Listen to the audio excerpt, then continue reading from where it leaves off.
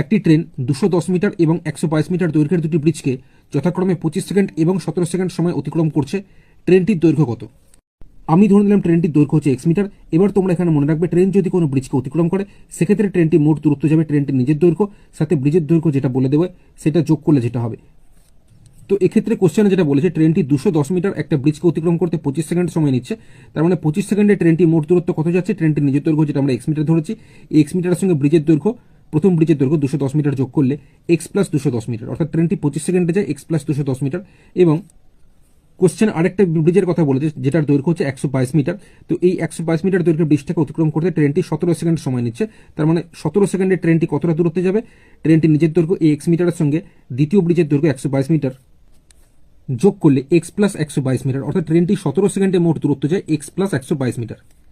তো পুরোপুরি এরকম কোশ্চেনের ক্ষেত্রে যদি আমাদের ট্রেনের দৈর্ঘ্য বের করতে দেয় সেক্ষেত্রে ওপর নিচ তোমরা বিয়োগ করে দেবে। তো এখানে 25 থেকে 17 বিয়োগ করলে 8 হয়, তো 8 সেকেন্ডে ট্রেনটি যায়, এখানে ওপর নিচে আমরা বিয়োগ করবো। দেখো x থেকে x বিয়োগ করলে 0, মানে x কেটে যাচ্ছে, তো এটা আমি লিখবো না। তার এখানে 210 থেকে 122 বিয়োগ করলে 88 মিটার, অর্থাৎ ট্রেনটি 8 সেকেন্ডে যাচ্ছে 88 মিটার। তাহলে ঐকিক নিয়মের মধ্যে ট্রেনটি 1 সেকেন্ডে যাবে এই 88 বাই এই 8, কাটাকুটি করলে 8 11 88 মানে 11 হচ্ছে, তাহলে 1 সেকেন্ডে ট্রেনটি যাচ্ছে 11 মিটার। তাহলে এখানে হয় তোমরা 25 সেকেন্ড নিয়ে কাজ করবে, নয় 17 সেকেন্ড নিয়ে, যে কোনো একটা নিয়ে কাজ করলেই হবে, ঠিক আছে। তো আমি এখানে এই 25 সেকেন্ড নিয়েই করছি।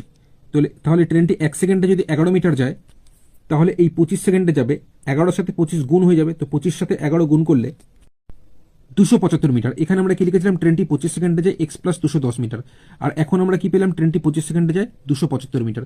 তো এই 275 মিটারের মধ্যে এই 210 মিটার হচ্ছে প্রথম ব্রিজটির দৈর্ঘ্য।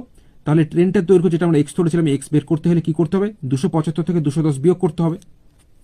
তো 275 থেকে 210 বিয়োগ করলে 65 হচ্ছে, তার মানে ট্রেনটির দৈর্ঘ্য হচ্ছে যেটা আমরা x মিটার ধরেছিলাম সেটা 65 মিটার হচ্ছে ট্রেনটির দৈর্ঘ্য। দেখো এখানে 65 আর 210 যোগ করে তাহলে 275 মিটার হচ্ছে, অর্থাৎ ট্রেনটা 25 সেকেন্ডে 275 মিটার এইভাবে যাচ্ছে। তাহলে কোশ্চেনে জিজ্ঞেস করছিল ট্রেনটির দৈর্ঘ্য কত, আমরা পেলাম 65 মিটার। অপশন সি সঠিক উত্তর হবে।